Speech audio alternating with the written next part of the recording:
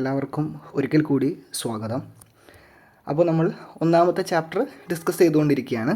അപ്പോൾ അതിൻ്റെ ബാക്കി കാര്യങ്ങളാണ് ഡിസ്കസ് ചെയ്യാൻ വേണ്ടി പോകുന്നത്. പേജ് നമ്പർ 10 10ൻ്റെ വേറൊരു ടോപ്പിക്കാണ് നമ്മൾ ഡിസ്കസ് ചെയ്യാൻ വേണ്ടിയിട്ട് ഇന്ന് പോകുന്നത്. അപ്പം നമ്മൾ പറഞ്ഞിട്ടുണ്ടായിരുന്നത്, കഴിഞ്ഞ ക്ലാസ്സിൽ നമ്മൾ പറഞ്ഞിട്ടുണ്ടായിരുന്നത് ഈ പറയുന്ന താപവ്യാപന പ്രക്രിയകളും അതുപോലെ തന്നെ ഹരിതഗ്രഹ പ്രഭാവവും അതുപോലെ തന്നെ താപ ബജറ്റും ഒക്കെ ആയിരുന്നു. അപ്പോൾ ഇനി ഇവിടെ ചോദിക്കുകയാണ്, ദിവസം മുഴുവൻ ഒരേ അളവിലാണോ നമുക്ക് സൗരോർജ്ജം ലഭിക്കുന്നത്? അല്ലേ? നമുക്കറിയാം, നമ്മൾ രാത്രിയാകുമ്പോൾ നമുക്ക് സൗരോർജ്ജം കൂടുതലാണോ ലഭിക്കുന്നത്? അല്ല. അപ്പോൾ സൗരവികിരണം അല്ലെങ്കിൽ ഈ പറയുന്ന ഇൻസുലേഷൻ എന്ന് പറയുന്നത് നടക്കുന്നത് ശക്തമായിട്ടുള്ളത് പകൽ സമയത്താണ്. ഭൗമവികിരണം നടക്കുന്നത് രാത്രിയിലാണ് ശക്തമായിട്ട് അധികവും നടക്കുന്നത്. അപ്പം സൗരോർജ്ജം ഒരുപോലെയല്ല നമുക്ക് ഭൂമിയിൽ എല്ലാ സമയത്തും ലഭിക്കുന്നത്, എല്ലാ സ്ഥലത്തും ഒരുപോലെയല്ല ലഭിക്കുന്നത്. സൂര്യോദയം മുതൽ ഭൂമുഖത്തേക്ക് പ്രവഹിക്കുന്ന സൗരവികിരണത്താൽ ഭൗമോപരിതല താപം ക്രമേണ ഉയരുകയും ഉച്ചയോടെ അത് പാരമ്യത്തിലെത്തുകയും ചെയ്യുന്നു. അപ്പോൾ രാവിലെ നമ്മൾ സൂര്യോദയം മുതൽ നമ്മൾ സൗരവികിരണം നടക്കുന്നുണ്ട്. പക്ഷെ അത് ഏറ്റവും കൂടുതൽ ശക്തിയിൽ വരുന്നത് എപ്പോഴാണ്? ഉച്ചയോട് അടുക്കുമ്പോഴാണ്, അല്ലേ? നമുക്കറിയാം, നട്ടുച്ച, നല്ല വെയിൽ എന്നൊക്കെ നമ്മൾ പറയാറുണ്ട്. നല്ല ചൂട് എന്നൊക്കെ പറയുമ്പോൾ എപ്പോഴാണ്? അത് കുറച്ചുകൂടെ ഉച്ചയാവുന്ന സമയത്താണ്. വിവിധ താപവ്യാപന പ്രക്രിയകളിലൂടെയാണ് അന്തരീക്ഷം ചൂടാകുന്നത് എന്നതിനാൽ അന്തരീക്ഷം ചൂടാകുന്നതിന് ഭൗമോപരിതലം ചൂടാകാൻ എടുക്കുന്നതിനേക്കാൾ കൂടുതൽ സമയം വേണം. എന്താണ് ആ പറഞ്ഞതിൻ്റെ അർത്ഥം? കാര്യം, ആദ്യം സൗരവികിരണം നടക്കണം, എന്നിട്ട് ഭൂമിയുടെ ഉപരിതലത്തിലേക്ക് ചൂടെത്തണം, എന്നിട്ട് വേണം താപവ്യാപന പ്രക്രിയകൾ സ്റ്റാർട്ട് ചെയ്യാൻ, അല്ലേ? നമ്മൾ നേരത്തെ കണ്ട താപചാലനവും അഭിവഹനവും അതുപോലെ തന്നെ സംവഹനവും ഈ ഭൗമവികിരണവും ഒക്കെ നടക്കണമെങ്കിൽ ആദ്യം സൗരവികിരണം അതിൻ്റെ പാരമ്യത്തിലേക്ക് എത്തണം. അപ്പോൾ സൂര്യോദയം തൊട്ട് സൗരവികിരണം ആരംഭിക്കുന്നു. ഏകദേശം ഉച്ചയാവുമ്പോഴത്തേക്കാണ് അത് ശക്തിയിലേക്ക് എത്തുന്നത്. പിന്നീടാണ് അന്തരീക്ഷ താപവ്യാപന പ്രക്രിയകൾ ആരംഭിക്കുന്നത്. അതിനാൽ ഉച്ചയ്ക്ക് 2 മണിക്ക് രേഖപ്പെടുത്തുന്ന താപനിലയാണ് ഒരു ദിവസത്തെ കൂടിയ അന്തരീക്ഷ താപനിലയായി കാലാവസ്ഥാ നിരീക്ഷകർ കണക്കാക്കുന്നത്. ഇവിടെയാണ് നമ്മുടെ പോയിന്റ് ഇരിക്കുന്നത്. അപ്പോൾ ഇത്രയും പറഞ്ഞതിൽ നമ്മൾ ഒരു നോട്ട് ചെയ്യേണ്ട പോയിന്റ് എന്ന് പറഞ്ഞു കഴിഞ്ഞാൽ, ഉച്ചയ്ക്ക് 2 മണിക്ക് രേഖപ്പെടുത്തുന്ന താപനിലയാണ് ഒരു ദിവസത്തെ കൂടിയ അന്തരീക്ഷ താപനിലയായി കാലാവസ്ഥാ നിരീക്ഷകർ കണക്കാക്കുന്നത്. അപ്പോൾ ഒരു ദിവസത്തെ ഏറ്റവും കൂടിയ താപനില എപ്പോഴാണ്? ഉച്ചയ്ക്ക് 2 മണിക്ക് രേഖപ്പെടുത്തുന്ന താപനിലയാണ്. കാര്യം, സൂര്യോദയം മുതൽ ഈ ഇൻസുലേഷൻ വഴി ഇങ്ങനെ വന്നിട്ട് അതിന് ഏറ്റവും ടോപ്പ് ലെവലിലേക്ക്, ഏറ്റവും പാരമ്യത്തിലേക്ക് എത്തുന്നത് എപ്പോഴായിരിക്കും? ഉച്ചയ്ക്ക് 2 മണിക്കാണ്. അപ്പോൾ അതാണ് ഒരു ദിവസത്തെ ഏറ്റവും ഉയർന്ന താപനിലയായിട്ട് കണക്കാക്കുന്നത്. ഉച്ചതിരിഞ്ഞ് സൗരവികിരണത്തിൻ്റെ തീക്ഷ്ണത കുറയുന്നതും സമാന്തരമായി ഉണ്ടാകുന്ന ഭൗമവികിരണവും മൂലം ഭൗമോപരിതല താപം ക്രമേണ കുറയുന്നു.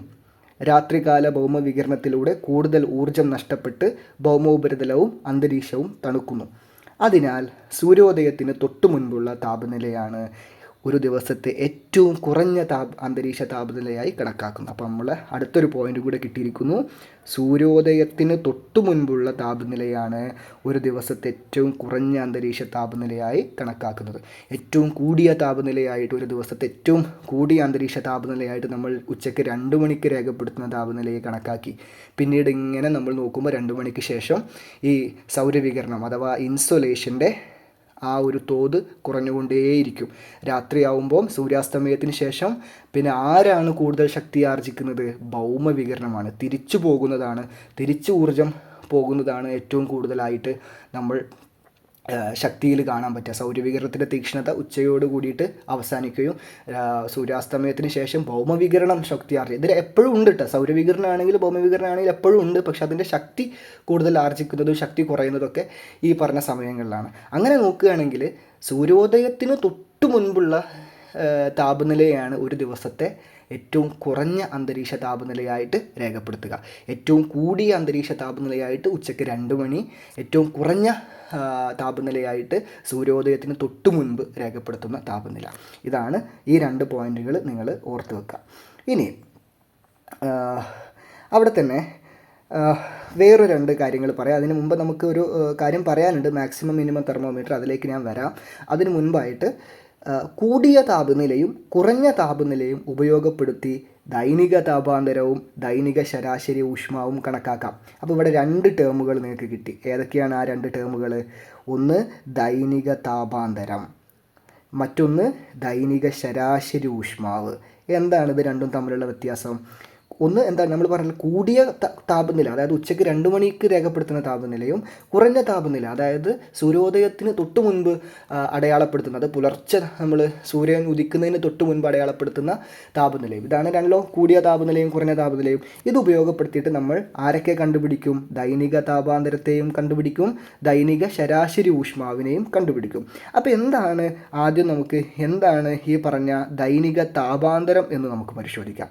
ദൈനിക താപാന്തരം എന്ന് പറഞ്ഞു കഴിഞ്ഞാൽ ഇമ്പോർട്ടൻ്റ് ആയുള്ളൊരു പോയിൻ്റാണ് വായിക്കുന്നത്.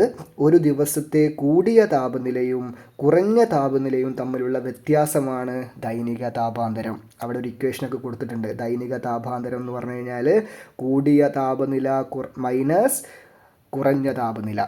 അപ്പം ഉച്ചയ്ക്ക് 2 മണിക്ക് രേഖപ്പെടുത്തുന്ന ഏതാണ് ഏറ്റവും കൂടിയ താപനില, അതിൽ നിന്ന് സൂര്യോദയത്തിന് തൊട്ട് മുൻപ് രേഖപ്പെടുത്തുന്ന കുറഞ്ഞ താപനില. ഇത് കുറച്ച് കഴിഞ്ഞാൽ, ഇത് തമ്മിലുള്ള വ്യത്യാസം നോക്കിക്കഴിഞ്ഞാൽ അവിടുത്തെ ദൈനിക താപാന്തരം, അവിടുത്തെ താപനിലകൾ തമ്മിലുള്ള വ്യത്യാസം എത്രയാണെന്ന് നമുക്ക് കണ്ടെത്താൻ പറ്റും. അപ്പോൾ ഇതാണ് ദൈനിക താപാന്തരം. ഇത് പരീക്ഷയ്ക്ക് ചോദിക്കാവുന്ന ഒരു ചോദ്യമാണ്.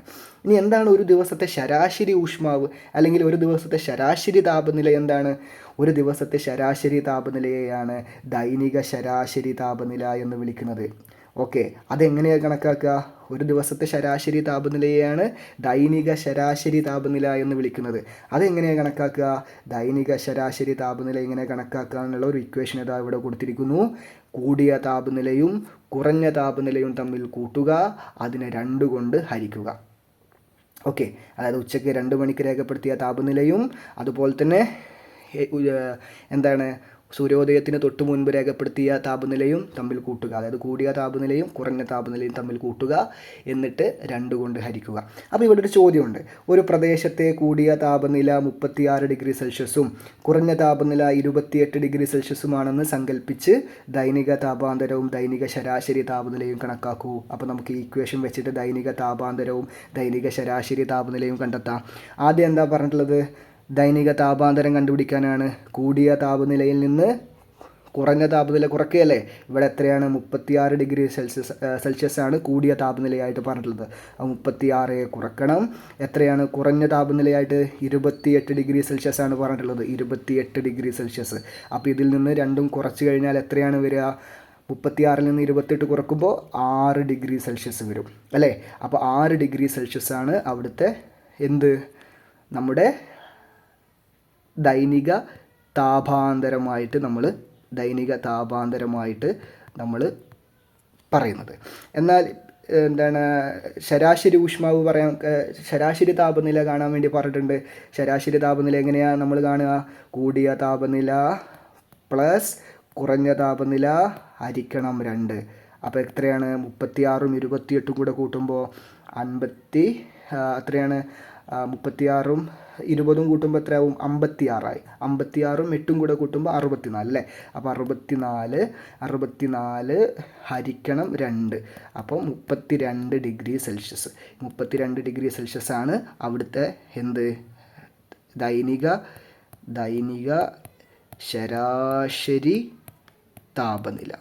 ദൈനിക ശരാശരി താപനില. അപ്പോൾ ഇങ്ങനെ ഒരു ചോദ്യവും കൂടി നമ്മൾ പരീക്ഷയ്ക്ക് എക്സ്പെക്റ്റ് ചെയ്യാം. ഇതുപോലുള്ള ചോദ്യങ്ങൾ മനസ്സിലായോ?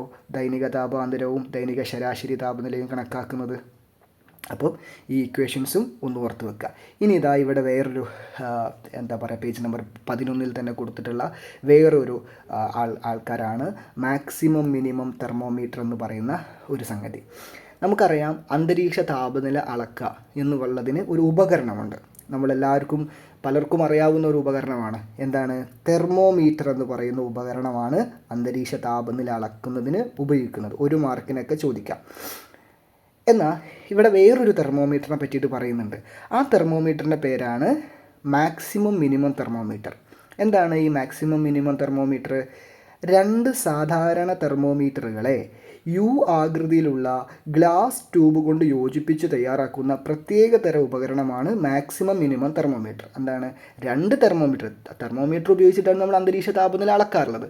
അപ്പോൾ ഇതിൽ 2 തെർമോമീറ്ററുകളെ ഒരു യു ഷേപ്പിലുള്ള ഒരു ഗ്ലാസ് ട്യൂബ് കൊണ്ട് എന്ത് ചെയ്യാണ്? ബന്ധിപ്പിക്കുകയാണ്. അങ്ങനെ ബന്ധിപ്പിച്ചിട്ട് ഉണ്ടാക്കുന്ന ഒരു ഉപകരണമാണ് മാക്സിമം മിനിമം തെർമോമീറ്റർ. ഒരു മാക്സിമം മിനിമം തെർമോമീറ്ററിലെ രേഖപ്പെടുത്തലിൽ നിന്ന് ഒരു ദിവസത്തെ കൂടിയ താപനിലയും കുറഞ്ഞ താപനിലയും വായിച്ചെടുക്കാനാവും. അപ്പോൾ എന്തിനാണ് മാക്സിമം മിനിമം തെർമോമീറ്റർ ഉപയോഗിക്കുന്നത്? മാക്സിമം മിനിമം തെർമോമീറ്റർ ഉപയോഗിക്കുന്നത് ഒരു ദിവസത്തെ കൂടിയ താപനിലയും ഒരു ദിവസത്തെ ഏറ്റവും കുറഞ്ഞ താപനിലയും കണ്ടെത്തുക എന്നുള്ള ഒരു ആവശ്യത്തിനാണ്, ഒരു പർപ്പസിനാണ്. അപ്പം മാക്സിമം മിനിമം തെർമോമീറ്റർ സാധാരണ നമ്മൾ നോക്കുക അന്തരീക്ഷ താപനില അളക്കാൻ വേണ്ടിയിട്ട് തെർമോമീറ്റർ ഉപയോഗിക്കുന്നു. എന്നാൽ ഒരു ദിവസത്തെ കൂടിയ താപനിലയും കുറഞ്ഞ താപനിലയും കണ്ടെത്താൻ വേണ്ടി നമ്മൾ ഉപയോഗിക്കുന്നത് മാക്സിമം മിനിമം തെർമോമീറ്ററാണ്. എന്താണ് മാക്സിമം മിനിമം തെർമോമീറ്റർ? 2 തെർമോമീറ്ററുകൾ എന്ത് ചെയ്യുക, ഒരു ഗ്ലാസ് ട്യൂബ് കൊണ്ട് യു ഷേപ്പിലുള്ള, ഇംഗ്ലീഷിലെ യു ഷേപ്പിലുള്ള, ഇംഗ്ലീഷ് അക്ഷരമാലയിലെ യു ആകൃതിയിൽ ബന്ധിപ്പിക്കുക. അങ്ങനെ ബന്ധിപ്പിച്ച ഒരു 2 തെർമോമീറ്ററുകളാണ് മാക്സിമം മിനിമം തെർമോമീറ്റർ എന്ന് പറയുക. അതിൻ്റെ ഉപയോഗം നമ്മൾ കണ്ടു. ഒരു ദിവസത്തെ കൂടിയ താപനിലയും കുറഞ്ഞ താപനിലയും നമുക്ക് മാക്സിമം മിനിമം തെർമോമീറ്റർ ഉപയോഗിച്ചിട്ട് മനസ്സിലാക്കാനായിട്ട് പറ്റും. ഇനി ഇവിടുത്തെ എക്സ്ട്രാ റീഡിംഗ് ഒക്കെ നിങ്ങളൊന്ന് വായിച്ചു നോക്കിയാൽ മതി. നമുക്ക് ഇമ്പോർട്ടൻ്റ് ആണെങ്കിൽ മാത്രമാണ് അത് വായിക്കാറുള്ളത്. ഓക്കെ, ഇനി അടുത്തൊരു കോൺസെപ്റ്റ് കൂടി പറയുന്നുണ്ട്. അതാണ് സമതാപരേഖകൾ. ഇതവിടെ തന്നെ ഉണ്ട്. സമതാപരേഖകൾ എന്താണ് സമതാപരേഖകൾ? ഐസോതേംസ് എന്നാണ് സമതാപ രേഖകളെ വിളിക്കാറുള്ളത്, ഇംഗ്ലീഷിൽ വിളിക്കാറുള്ളത്. അതായത് ഓരോ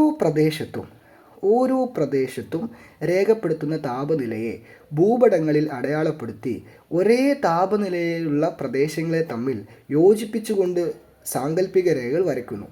ഈ സാങ്കല്പിക രേഖകളെ സമതാപരേഖകൾ എന്ന് വിളിക്കുന്നു. ഓക്കെ, അപ്പോൾ എന്താണ് സമതാപരേഖകൾ? ഇത് ഭൂപടത്തിൽ വരയ്ക്കുന്ന വരകളാണ്, രേഖകളാണ് അല്ലേ. നമ്മുടെ ശരിക്കും സമതാപരേഖകളുണ്ടോ? ഇല്ല. ഇത് സാങ്കല്പികമായിട്ട് നമ്മൾ ഭൂപടത്തിൽ വരയ്ക്കുന്ന രേഖകളാണ്. ഇവിടെ കുറേ ഇവിടെ കാണുന്നതൊക്കെ സമതാപരേഖകളാണ്. എന്താണ് സമതാപരേഖകളുടെ പ്രത്യേകത? സമതാപരേഖകളുടെ പ്രത്യേകതയാണ് ഇവിടെ പറഞ്ഞിട്ടുള്ളത്. ഒരേ താപനിലയുള്ള പ്രദേശങ്ങളെ തമ്മിൽ യോജിപ്പിച്ചുകൊണ്ട് വരയ്ക്കുന്ന സാങ്കല്പിക രേഖകൾ. ഒരേ താപനിലയുള്ള പ്രദേശങ്ങളെ തമ്മിൽ യോജിപ്പിച്ചുകൊണ്ട് വരയ്ക്കുന്ന സാങ്കല്പിക രേഖകൾ. അതായത് നമ്മുടെ ഭൂമി എടുത്തു കഴിഞ്ഞാൽ നമ്മുടെ ഭൂമിയിൽ നമുക്ക് വൻകരകളും അതുപോലെ തന്നെ സമുദ്രങ്ങളും ഒക്കെ ഉണ്ട്. ലോകത്തിൻ്റെ വിവിധ രാജ്യങ്ങൾ വിവിധ വൻകരകളിലായിട്ടും വിവിധ അക്ഷാംശങ്ങളിലായിട്ടും രേഖാംശങ്ങളിലായിട്ടൊക്കെയാണല്ലോ സ്ഥിതി ചെയ്യുന്നത്. അപ്പോൾ നോക്കുക, ഇപ്പോൾ ഇന്ത്യ ഇതാ ഇവിടെയുണ്ട് അല്ലേ. അപ്പോൾ പിന്നെ ഇത് ഓസ്ട്രേലിയയുടെ ഭാഗമാണ്, ഇത് വടക്കേ അമേരിക്ക, ഇത് തെക്കേ അമേരിക്ക, അങ്ങനെ ഇത് ഏഷ്യയുടെ ഭാഗം അല്ലേ. അങ്ങനെ ഇത് ആഫ്രിക്ക, ഇത് യൂറോപ്പ്, ഇങ്ങനെ നമുക്ക് കാണാനായിട്ട് പറ്റും. അപ്പം നിങ്ങൾ നോക്കേണ്ട കാര്യം ഇത്രയേ ഉള്ളൂ. നമ്മുടെ അന്തരീക്ഷ താപനില എല്ലാ രാജ്യങ്ങളിലും അല്ലെ എല്ലാ പ്രദേശങ്ങളിലും ഒരുപോലെയല്ല. അപ്പം ഒരേപോലത്തെ താപനിലയുള്ള സ്ഥലങ്ങൾ ഉണ്ടാവില്ലേ? ഈ ഒരേപോലത്തെ താപനിലയുള്ള സ്ഥലങ്ങളെ ഭൂപടത്തിൽ എന്ത് ചെയ്യും? ഒരൊറ്റ വര കൊണ്ട് ബന്ധിപ്പിക്കും. അതായത് ഇപ്പോൾ 25 ഡിഗ്രി സെൽഷ്യസ് ഉള്ള ഇതിന് ഏറ്റവും മേലെ കണ്ടോ, 25 ഡിഗ്രി സെൽഷ്യസ് ഉള്ള ഒരു രേഖ പോകുന്നു. ഈ രേഖ എന്താണ്? ഈ രേഖ കടന്നു പോകുന്ന സ്ഥലങ്ങളിലൊക്കെ എന്തായിരിക്കും? 25 ഡിഗ്രി സെൽഷ്യസ് ആയിരിക്കും താപനില. പിന്നെ ഇത് അവിടെ ഒരു ഇത് -25 ഡിഗ്രിയാണ്, -12.5 ഡിഗ്രി. ഇത് ഈ രേഖ കടന്നു പോകുന്ന ഏതൊക്കെ രാജ്യങ്ങളുണ്ടോ, ഏതൊക്കെ വൻകരകളുണ്ടോ, അതാകണ്ട ഇവിടെ എത്തും വരുന്നത്. അപ്പോൾ ഇവിടെയൊക്കെ എന്തായിരിക്കും? -12 ആയിരിക്കും താപനില. ഇനി ഇതാ 20 ഡിഗ്രി പോകുന്നത് ഇതിൽ കൂടെ. അപ്പോൾ ഈ രേഖ കടന്നു പോകുന്ന ചിലപ്പോൾ പല വൻകരകളിലൂടെ പോകുന്നുണ്ടായിരിക്കും, പല രാജ്യങ്ങളിലൂടെ പോകുന്നുണ്ടായിരിക്കും. അപ്പോൾ ഇവിടങ്ങളിലൊക്കെ 20 ഡിഗ്രിയാണ് താപനില. അപ്പോൾ ഒരേ താപനിലയുള്ള പ്രദേശങ്ങളെ തമ്മിൽ യോജിപ്പിച്ചുകൊണ്ട് പരസ്പരം ബന്ധിപ്പിച്ചുകൊണ്ട് വരയ്ക്കുന്ന സാങ്കല്പിക രേഖകൾ. ഇങ്ങനത്തെ രേഖകൾ ഉണ്ടോ? ശരിക്കും ഇല്ല. ഭൂപടത്തിൽ നമ്മൾ അടയാളപ്പെടുത്തുന്നതാണ്. ഇതിനെയാണ് നമ്മൾ എന്തെന്ന് പറയാറുള്ളത്? സമതാപരേഖകൾ. ഇതും പരീക്ഷയ്ക്ക് ചോദിക്കുന്ന വളരെ പ്രധാനപ്പെട്ട ഒരു ചോദ്യമായിട്ട് നമുക്ക് കണക്കാക്കാം. ഓക്കെ, ഇതിൽ സമതാപരേഖകളുടെ ചില പ്രത്യേകതകളൊക്കെ എഴുതിയിട്ടുണ്ട്. ഭൂമധ്യരേഖയിൽ നിന്നും അകലും തോറും താപനില പൊതുവെ കുറഞ്ഞു വരുന്നത് കണ്ടില്ലേ? വൻകരകളും സമുദ്രങ്ങളും ചേരുന്ന ഇടങ്ങളിൽ സമതാപരേഖകൾ പ്രകടമായി വളയുന്നത് എന്തുകൊണ്ടായിരിക്കാം?